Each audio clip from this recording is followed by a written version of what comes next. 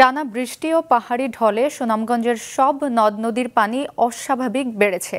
এতে জেলার তৃতীয় দফায় বন্যা দেখা দিয়েছে। সিরাজগঞ্জ ও জামালপুর সহ দেশের উত্তরাঞ্চলের বিভিন্ন জেলায় বেড়েছে পানিবন্দীর সংখ্যা। Desk report.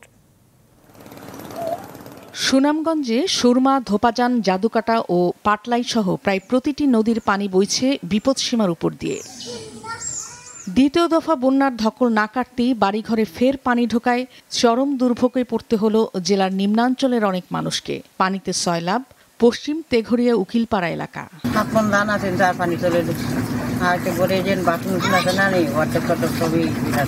ঘরের মাঝে ফের আর একবারের জায়গা তিনবার ঘর ঠিক করতে গেলে আরেকবার আই হয়।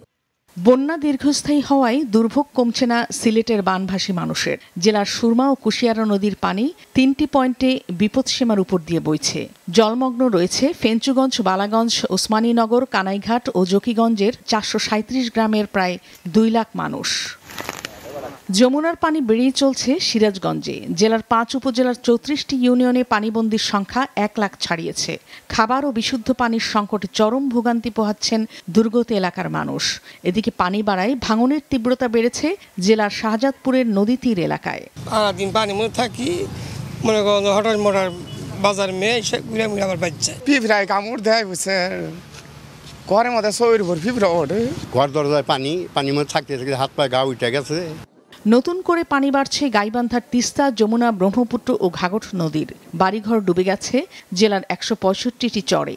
বাধ্য হয়ে বন্যা নিয়ন্ত্রণ বাঁধ কিংবা নৌকায় আশ্রয় নিয়েছে দুর্গত এলাকার মানুষ। চর থেকে অন্য চলে যাচ্ছে, ওপার থেকে পারে আসতেছে এই পানি বলার কারণে। আমরা কোথায় যাবো, কোন জায়গা পাই, রাস্তাঘাট বা স্কুল ফিল্ড আশ্রয় কেন্দ্র, এগুলোর মধ্যে আমরা। কুড়িগ্রামের ধরলা, তিস্তা ও দুধকুমার নদীর পানি বিপদসীমার নিচে নেমে যাওয়ায় জেলায় বন্যা পরিস্থিতির কিছুটা উন্নতি হয়েছে। তবে 9 উপজেলার 55টি ইউনিয়ন এবং একটি পৌরসভার 2 লক্ষাধিক মানুষ এখনো পানিবন্দী।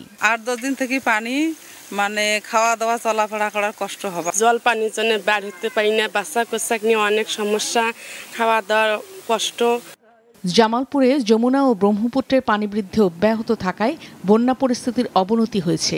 দুর্ভোগ বেড়েছে লক্ষাধিক মানুষের। বন্ধ হয়েছে উলিয়া, আমতলী এবং মাহমুদপুর মেলান্দহ সড়ক যোগাযোগ। বৃষ্টি অব্যাহত থাকায় নেত্রকোনার কর্মাকান্দার 8টি ইউনিয়নের নিম্নাঞ্চল ফের প্লাবিত হওয়ার আশঙ্কা দেখা দিয়েছে।